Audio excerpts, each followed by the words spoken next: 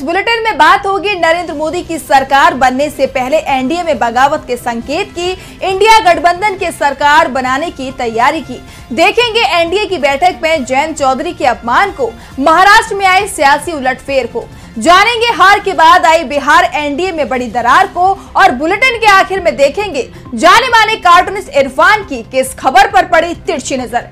लेकिन दिन भर की तमाम बड़ी खबरों से पहले एक नजर आज की सुर्खियों पर। बढ़ गया केजरीवाल का इंतजार, राउज एवेन्यू कोर्ट ने स्थगित की जमानत याचिका, 14 जून तक टली सुनवाई। पवन खेड़ा ने मोदी सरकार पर उठाए सवाल, कहा लोकसभा चुनाव में मिली हार तो संसद परिसर से गांधी और अंबेडकर की प्रतिमा को हटाने का किया काम। छत्तीसगढ़ के पूर्व सीएम भूपेश बघेल ने किया दावा, कहा 6 महीने से 1 साल के भीतर दोबारा होंगे लोकसभा चुनाव, कार्यकर्ताओं को तैयार रहने की कही बात।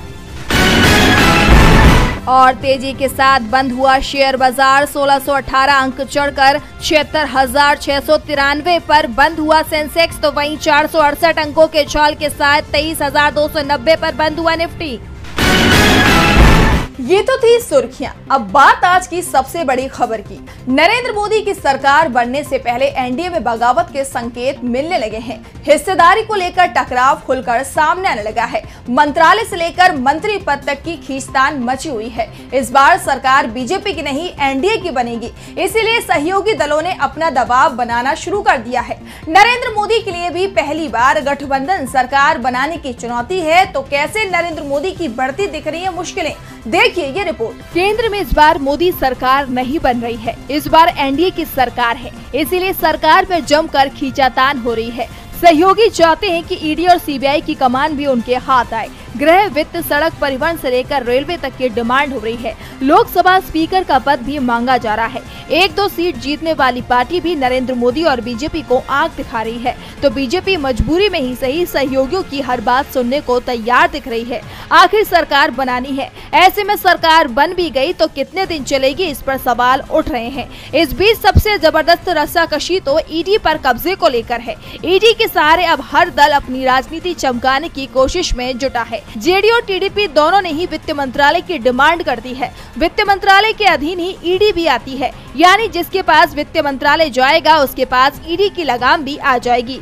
नीतीश कुमार तो गृह मंत्रालय भी चाहते हैं, जिसके सहारे सीबीआई की कमान भी हाथ में आ जाएगी। इसके अलावा रेल, कोयला और स्टील मंत्रालय पर भी उनकी नजर बनी हुई है। बात अगर चिराग पासवान की करे तो उनकी पार्टी एलजेपीआर के पास 5 सांसद हैं और चिराग पासवान की नजर भी रेल पर है। जेडीएस के कुमारस्वामी अपने लिए कृषि मंत्रालय मांग रहे हैं।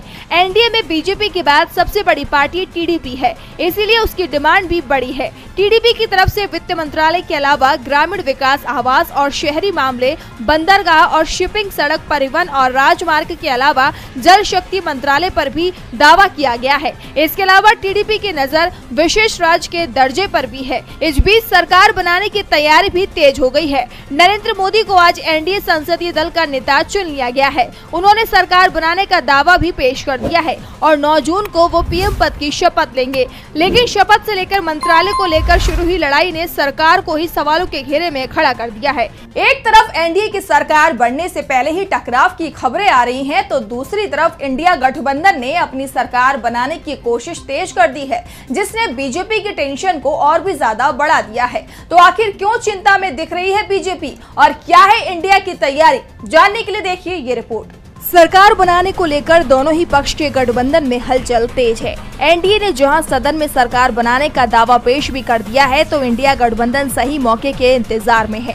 हालांकि एनडीए को बिहार के मुख्यमंत्री नीतीश कुमार और आंध्र प्रदेश में बड़ी जीत हासिल करने वाले पूर्व सीएम चंद्रबाबू नायडू का सपोर्ट तो मिल गया है, लेकिन दोनों ही नेता इंडिया गठबंधन के संपर्क में बताए जा रहे हैं। इस बात के संकेत तो चुनाव परिणाम के अगले ही दिन यानी 5 जून को मिलने शुरू हो गए थे, जब नीतीश कुमार और तेजस्वी यादव एक ही फ्लाइट में दिल्ली पहुंचे थे। बताया जा रहा था कि चाचा भतीजे के बीच में कुछ बातचीत भी हुई है, लेकिन क्या बातचीत हुई अभी इस पर से पर्दा उठना बाकी है। तो वहीं इस बीच टीडीपी प्रमुख चंद्रबाबू नायडू की तमिलनाडु के मुख्यमंत्री एमके स्टालिन से मुलाकात की एक तस्वीर भी सामने आई, जिसके बाद से चर्चाएं शुरू हो गयी कि उत्तर में नीतीश को मनाने की कवायद चल रही है तो दक्षिण में नायडू को।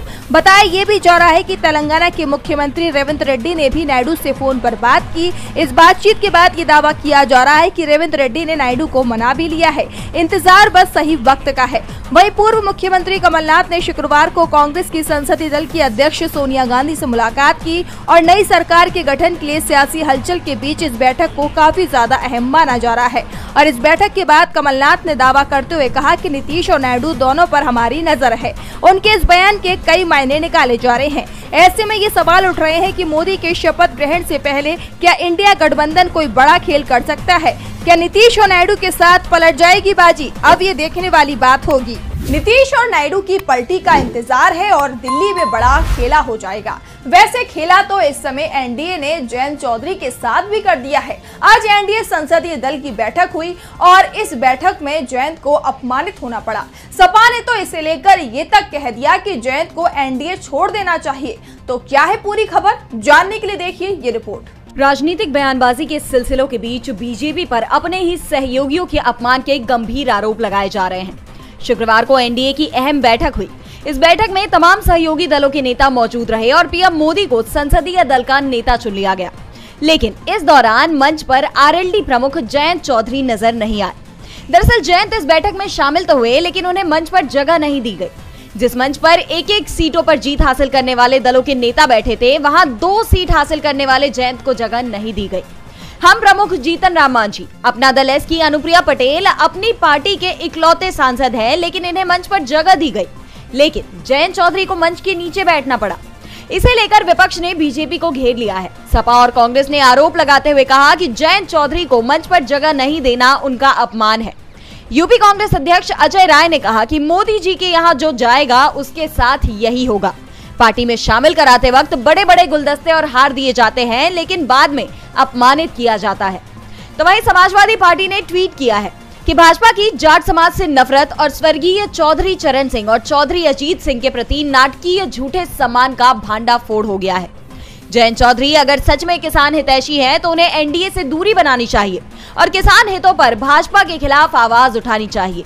छोटे और नजदीकी लालच के चक्कर में अपने स्वाभिमान और किसान के हितों का सौदा भाजपा से नहीं करना चाहिए। एक तरफ बहुत ही मुश्किल से एनडीए गठबंधन बहुमत के आंकड़े तक पहुंच पाई है, तो नई सरकार के गठन से पहले ही इस तरह की परिस्थितियां बीजेपी के लिए काफी नुकसानदेह साबित हो सकती हैं। चुनाव से पहले जहां बीजेपी जयंत को एनडीए में शामिल करने के लिए जद्दोजहद कर रही थी, तो वहीं परिणाम सामने आने के बाद जयंत को लेकर बीजेपी ने एकदम साइड उन्हें कर दिया है। लेकिन बीजेपी को एक बार फिर महाराष्ट्र में झटका लगने वाला है। एकनाथ शिंदे की शिवसेना के कई विधायक पाला बदलने की तैयारी में है, जिसके बाद शिंदे गुट समेत बीजेपी टेंशन में नजर आ रही है। तो क्या है पूरी खबर, देखिए ये रिपोर्ट। महाराष्ट्र की सियासत में बड़े उलटफेर की खबर सामने आ रही है, जहां एकनाथ शिंदे की सरकार ही संकट में आ गई है। शिवसेना उद्धव ठाकरे गुट के नेता का दावा है कि शिंदे गुट के 6 विधायक उनके संपर्क में हैं। इस खबर के सामने आते ही शिंदे सरकार सवालों से घिर गई है। एक तरफ पार्टी का गिरता हुआ जनाधार है, तो दूसरी तरफ अब अपने ही विधायक साथ छोड़ने की तैयारी में है। बताया जा रहा है कि लोकसभा चुनाव के दौरान और लोकसभा चुनाव के नतीजे आने के बाद शिवसेना शिंदे गुट के 6 विधायकों ने उद्धव ठाकरे से संपर्क करने की कोशिश की थी। हालांकि शिवसेना 2 गुटों में बंट चुकी है, लेकिन अभी भी पार्टी के कुछ नेता कार्यकर्ता ऐसे हैं जो उद्धव ठाकरे के खिलाफ कुछ भी बोलने से बचते हुए दिखाई देते हैं। और ऐसे में माना जा रहा है कि इन्हीं नेताओं के उद्धव ठाकरे के पास वापसी की संभावना ज्यादा है। शिंदे गुट में विधायकों के दल बदलने के संकेत मिल रहे हैं, तो वहीं अजित पवार गुट के भी बिखरने के आसार नजर आ रहे हैं। एक तरफ शरद पवार के भतीजे रोहित पवार ने दावा किया है कि अजित गुट के 18 से 19 विधायक शरद पवार के पास वापसी करना चाहते हैं, तो वहीं दूसरी तरफ गुरुवार को आयोजित अजित पवार की बैठक में 5 विधायकों के शामिल न होने के बाद अजित गुट पर भी तलवार लटकती हुई दिखाई दे रही है। ऐसे में सीधा असर राज्य की शिंदे सरकार पर देखा जा सकता है। राज्य में जहां सत्ताधारी गठबंधन कमजोर हो रहा है, तो वहीं विपक्ष का महाविकास अघाड़ी गठबंधन मजबूत होता हुआ दिखाई दे रहा है। शिवसेना उद्धव ठाकरे गुट के नेता का दावा है कि शिंदे गुट के 6 विधायक उनके संपर्क में हैं। इस खबर के सामने आते ही शिंदे सरकार सवालों से घिर गई है। तो सवालों के घेरे में अब एनडीए के दलों ने बीजेपी को भी खड़ा कर दिया है। बिहार की काराकाट सीट से चुनाव हारे उपेंद्र कुशवाहा ने अपनी हार के लिए सीधे सीधे बीजेपी को ही जिम्मेदार ठहरा दिया है। तो क्या कहा है कुशवाहा ने, जानने के लिए देखिए ये रिपोर्ट। 2024 के परिणामों ने जहां बीजेपी के 400 पार के नारे की पोल खोल दी है, तो वहीं अब एनडीए के अंदर खाने बगावत की खबरें भी आने लगी हैं। यूपी हरियाणा के बाद अब बिहार से भी बगावत की खबरें आने लगी हैं। गठबंधन के सहयोगी हार के लिए बीजेपी को जिम्मेदार ठहरा रहे हैं। आरएलएम के प्रमुख उपेंद्र कुशवाहा ने तो यहां तक कह दिया कि मेरे साथ विश्वासघात हुआ है। सबको पता है मैं हारा हूं या हराया गया हूं। बता दें कि उपेंद्र कुशवाहा बिहार की काराकाट सीट से एनडीए उम्मीदवार थे, लेकिन उन्हें हार मिली। उपेंद्र कुशवाहा ने कहा कि चूक हुई या चूक कराया गया ये सबको मालूम है, हमें खुलकर बोलने की जरूरत नहीं है। पवन सिंह फैक्टर बना या बनाया गया ये सब लोगों को पता है, हमें कुछ नहीं कहना है, सभी को पता है सब कुछ। अब किसी से इस बारे में बात करके क्या फायदा। कुशवाहा ने कहा कि आजकल सोशल मीडिया का दौर है, इसमें कुछ बताने की जरूरत क्या है। वहीं जब उनसे पूछा गया कि क्या उपेंद्र कुशवाहा भीतरघात का शिकार हुए हैं, इसका जवाब देते हुए उन्होंने कहा कि क्या बन गए हैं क्या नहीं बन गए ये हम पहले से बोल रहे हैं कि सबको पता है। दरअसल काराकाट लोकसभा सीट का नतीजा हैरान करने वाला रहा और यहाँ एनडीए प्रत्याशी उपेंद्र कुशवाहा तीसरे स्थान पर रहे, जबकि भोजपुरी स्टार पवन सिंह दूसरे नंबर पर रहे। बता दें कि लोकसभा चुनाव के चलते बिहार की काराकाट सीट हॉट बन गई थी। यहाँ एनडीए गठबंधन के प्रत्याशी उपेंद्र कुशवाहा के खिलाफ भोजपुरी स्टार पवन सिंह मैदान में थे। उपेंद्र कुशवाहा एवं पवन सिंह और लेफ्ट के राजा राम सिंह के बीच त्रिकोणीय मुकाबला था। भारतीय जनता पार्टी ने बीच चुनाव में पवन सिंह को पार्टी से निष्कासित भी कर दिया था। तब उपेंद्र कुशवाहा के समर्थन में प्रचार करने के लिए भारतीय जनता पार्टी के नेता भी वहां पहुंचे थे, किंतु इसका कुशवाहा को कोई फायदा नहीं मिला और उनको यहां से करारी हार मिली और सीपीआई-एमएल के राजा राम सिंह ने यहां से जीत दर्ज कराई। सहयोगी ही बीजेपी पर सवाल उठा रहे हैं तो विपक्षी दलों ने मोदी सरकार की असफलता पर उसे घेर लिया है। दरअसल एक बार फिर एग्जाम को लेकर मोदी सरकार सवालों में दिखाई दे रही है। पेपर लीक के बाद अब नीट के एग्जाम के रिजल्ट में धांधली के आरोप लग रहे हैं। तो क्या है पूरा मामला, जानने के लिए देखिए ये रिपोर्ट। एक बार फिर नेशनल टेस्टिंग एजेंसी सवालों के घेरे में आ गया है और अब ये मामला सुप्रीम कोर्ट तक पहुंच गया है। बता दें कि नेशनल टेस्टिंग एजेंसी ने मंगलवार को जैसे ही नीट परीक्षा का रिजल्ट घोषित किया, वैसे ही हंगामा शुरू हो गया। दरअसल इस साल 13 लाख से ज्यादा उम्मीदवारों ने नीट यूजी 2024 की परीक्षा पास की है, जिसमें से 67 उम्मीदवारों ने नंबर 1 रैंक हासिल की है, जबकि कुछ बच्चों को 720 अंकों के पेपर में से 718 और 719 अंक भी मिले हैं। और ऐसे में अब सवाल ये उठ रहे हैं कि हर सवाल पर यहाँ 4 अंक मिलते हैं। सही जवाब पर 4 अंक और गलत जवाब पर 1 अंक की नेगेटिव मार्किंग होती है। ऐसे में यदि कोई भी सवाल सही करता है तो उसे 720 अंक मिलते हैं और जब कोई एक सवाल छोड़ता है तो उसे 716 अंक मिलते हैं। और एक सवाल का अगर किसी ने गलत जवाब दिया तो ये अंक 715 बन जाते हैं। ऐसे में सवाल उठ रहा है कि फिर बच्चों के 718 और 719 नंबर कैसे आ गए। वहीं अब इस मामले में राजनीति भी शुरू हो गई है। इस मामले में जहां कांग्रेस महासचिव प्रियंका गांधी ने ट्वीट कर एजेंसी और केंद्र सरकार पर सवाल उठाए हैं, तो वहीं अब इसे लेकर कांग्रेस के राष्ट्रीय अध्यक्ष मल्लिकार्जुन खड़गे ने भी ट्वीट किया है। खड़गे ने लिखा कि पेपर लीक, धांधली और भ्रष्टाचार नीट समेत कई परीक्षाओं का अभिन्न अंग बन गई है। इसकी सीधी जिम्मेदारी मोदी सरकार की है। अभ्यर्थियों के लिए भर्ती परीक्षाओं में भाग लेना, फिर अनेकों अनियमितताओं से जूझना, पेपर लीक के चक्रव्यूह में फंसना उनके भविष्य से खिलवाड़ है। भाजपा ने देश के युवाओं को ठगा है। हमारी मांग है कि सुप्रीम कोर्ट की देखरेख में एक उच्च स्तरीय जांच होनी चाहिए, जिससे नीट व अन्य परीक्षाओं में भाग लेने वाले हमारे प्रतिभाशाली छात्र छात्राओं को न्याय मिले। बता दें कि इस मामले में राजस्थान के पूर्व मुख्यमंत्री अशोक गहलोत ने भी ट्वीट कर मोदी सरकार पर हमला बोला है। परीक्षा परिणाम को लेकर अब बीजेपी सरकार सवालों में है, तो दूसरी तरफ सवाल पीएम मोदी के तीसरे कार्यकाल पर भी उठ रहे हैं। दावा किया जा रहा है कि नरेंद्र मोदी की सरकार में इस बार एक भी मुस्लिम मंत्री नहीं होगा और न ही ईसाई और सिख समुदाय को मौका दिया जाएगा। तो आखिर क्यों उठ रहे हैं ये सवाल, जानने के लिए देखिए ये रिपोर्ट। काफी मशक्कत के बाद आखिरकार एनडीए गठबंधन ने सरकार बनाने का दावा पेश कर दिया है। हालांकि अभी भी स्थिति संशय से भरपूर है, लेकिन एनडीए फिर भी बहुमत का दावा कर रहा है।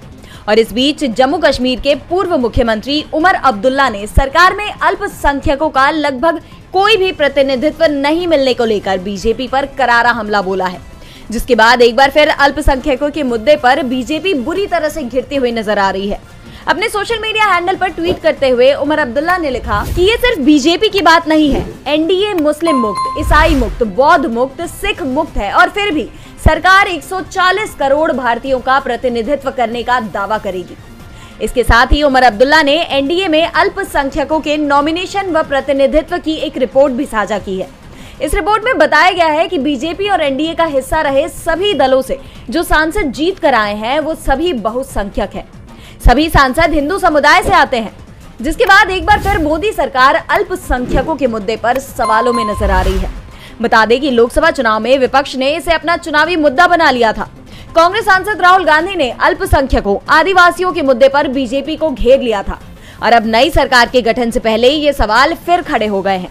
ऐसे में इस बार बीजेपी के नेतृत्व वाला एनडीए गठबंधन क्या प्रतिक्रिया देता है, ये देखने वाली बात होगी। और बुलेटिन के आखिर में देखेंगे जाने माने कार्टूनिस्ट इरफान की किस खबर पर पड़ी तिरछी नजर।